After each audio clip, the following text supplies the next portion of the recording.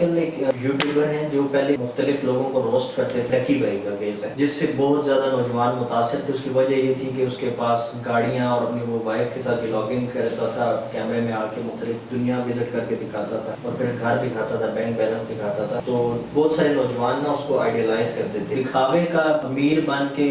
یا بہت ساری لگژری لائف سٹائل دکھایا جاتا ہے، نوجوان اس سے امپریس ہو کے ایسے لوگوں کو فالو کرتے ہیں۔ نوجوانوں کو آپ کیا کہنا چاہیں گے؟ پرورش پیرنٹس کی اور ٹیچرز کی فیملی کے اندر، گھر کے اندر پرورش جو ہے نا بچوں کی، اس پہ توجہ دیں۔ اب آپ بچوں کی پرورش اچھی کریں گے تو ان چیزوں سے امپریس نہیں ہوں گے، آپ ان کے ساتھ بیٹھ کے ان کو سمجھائیں گے، ان کو بتائیں گے۔ اگر آپ نے بچوں کو at a very younger age, مطلب بالکل ہی کم عمر میں میڈیا کے حوالے کر دیا ہے، تو اس کا مطلب ہے کہ آپ کی بچوں کی پرورش جو ہے وہ ڈکی بائی کر رہا ہے۔ تو آپ نے تمام ڈکی بائیوں جیسے لوگوں سے اپنے بچوں کو بچانا ہے۔ مطلب میں ڈکی بائی کی کوئی نام لے کے نہیں کر رہا ہوں، میں اس کریکٹر کی بات کروں گا کہ اس کریکٹر جو ہے، اس کریکٹر سے آپ نے لوگوں کو بچانا ہے۔ جو کریکٹر کسی بھی جگہ پر، ڈکی بھائی نے کوئی اچھے کام بھی کیے ہوں گے، ان کی تعریف کریں گے، انہوں نے کوئی اچھے کام کیے، مجھے نہیں پتا، میں نے ان کی پروگرامز نہیں دیکھے، میں نے ان کا نام صرف سنا ہے۔ تو اگر انہوں نے کوئی اچھے کام کیے ہوں تو وہ اس کو اپریشیٹ کریں، لیکن اگر انہوں نے کوئی برے کام کیے ہوں تو پھر ان کے ساتھ اگر ایسا کچھ ہو بھی رہے کہ ابھی وہ ٹف ٹائم سے گزر رہے ہیں تو ان کے ساتھ پھر دیکھیں مقافات عمل ہو رہا ہے۔ جی میں سب سے پہلے تو سٹارٹ کرنا چاہتا ہوں کہ میں روسٹنگ کے زمانے میں